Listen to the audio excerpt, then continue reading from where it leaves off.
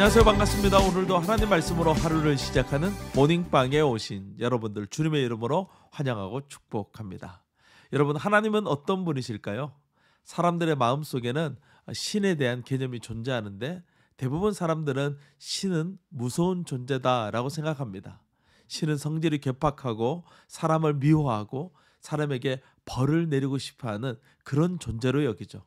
그래서 이 성질 고약한 신을 달래기 위해서 신이 좋아하는 행동을 해야 된다라고 생각하면서 다양한 종교적 행위를 통해서 신을 어루고 달래서 저주를 피하고 복을 받으려고 노력합니다.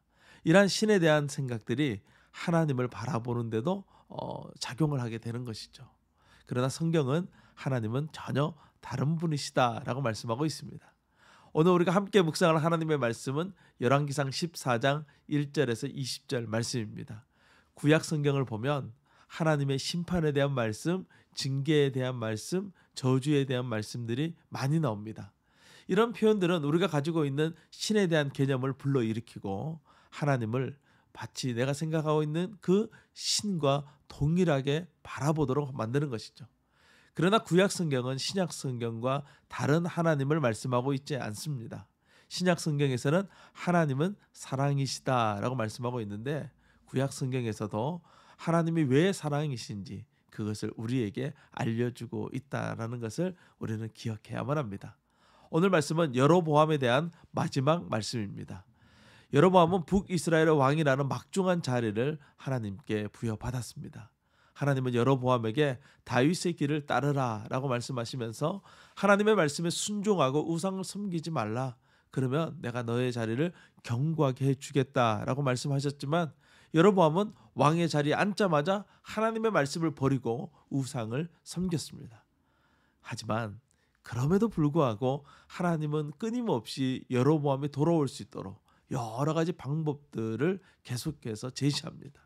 어제 말씀에서는 선지자의 죽음을 통해서까지 하나님의 뜻을 전했지만 여로보암은 끝끝내 하나님의 말씀을 듣지 않죠.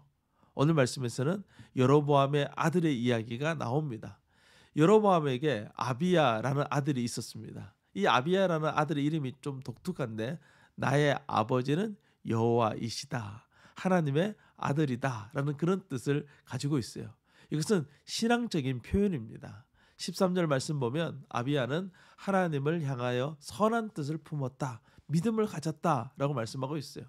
여로보암과는 다르게 아비야는 올바른 신앙을 가진 아들이었다는 것이죠. 그런데 그런 아비야가 병이 들어 죽게 됩니다. 여로보암은 날로 쇠약해가는 아들을 걱정하다가 자신이 왕이 될 것을 예언했던 아히야 선지자를 생각해내게 됩니다. 그는 여로보암이 있는 곳에서 그리 멀지 않은 실로라는 곳에 있었습니다. 여로보암은 자신의 아내를 평범한 아내로 변장시켜서 아히야 선지자에게 보냅니다. 하지만 하나님은 아히야 선지자에게 이미 이 모든 것을 말씀하시고 그녀가 오면 또 들려줄 말씀도 전해주셨습니다. 여로보암의 아내가 도착하자 아히야 선지자는 하나님의 말씀을 선포합니다. 하나님의 말씀은 여로보암의 죄에 대한 책망과 심판에 대한 말씀이에요. 그리고 이번에도 아들의 죽음을 통해서 하나님의 말씀이 사실이라는 것을 보여주게 됩니다. 이쯤 되면 정신을 차려야 되는 것이죠. 그러나 여로보암은 끝까지 하나님의 말씀에 불순종하고 자기 멋대로 살아갑니다. 결국 하나님의 말씀대로 여로보암의 아들이 죽게 되고 여로보암의 왕조도 끝이 나게 된다라는 것으로 오늘 말씀이 마무리됩니다.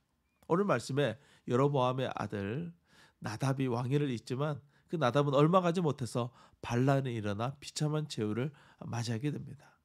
북이스라엘은 여로보암의 비참한 최후를 보았음에도 불구하고 더 악해져 가고 결국 200년이라는 짧은 역사 동안 8번의 쿠데타가 일어나고 마지막에는 아수르에 의해서 완전히 흩어지는 최후를 맞이하게 됩니다.